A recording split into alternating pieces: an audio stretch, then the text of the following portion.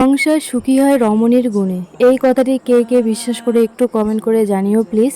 আমি তো একদম মনে প্রাণে এই কথাটা বিশ্বাস করি, কারণ সকালটাই শুরু হয় আমাদের গুণ দিয়ে।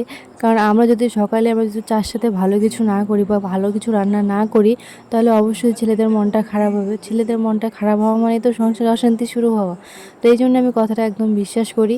তাই দেরি না করে আর মন ভালো করার জন্য চার সাথে চিতু পিঠাটা বানিয়ে নিলাম সকাল সকাল। কেননা চার সাথে চিতই পিঠাটা অনেকদিন থেকে খাওয়া হয় না, তো ভাবলাম আজকে কেননা বানানো যাক চার সাথে চিতই পিঠার কম্বিনেশনটা। এই কম্বিনেশনটা তো আমার খুবই ভালো লাগে, তো তোমাদের কার কার ভালো লাগে একটু কমেন্ট করে জানিও। তাই দেরি না করে ঝটপট বানিয়ে ফেলো দেখি এই সুন্দর কম্বিনেশনটি। আর কমেন্ট করে অবশ্যই বলবো যে তোমাদের খেয়ে কীরকম লেগেছে এই সুন্দর চার সাথে চিতই পিঠার কম্বিনেশনটি। অনেক কথাই তো হলো, তো চলো এবার খাওয়া যাক।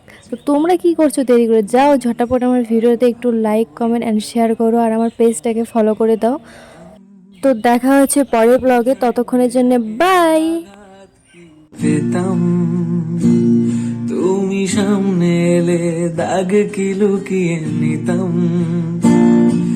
আচমকা ভাঙাম পেলেছ নরম, এত ভাববে নাকি তুমি ভাবো,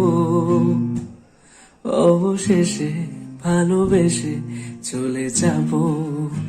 তুমি তাকালেই হয়ে যাই বোকা, ভিতু প্যাডেলে ছুটেছে এক রোখা, এই ঘুম ঘোর নাও।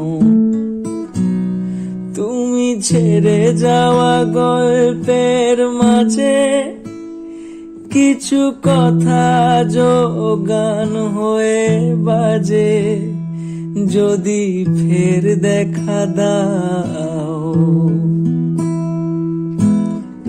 ঢেউয়ে ঢেউয়ে নাও।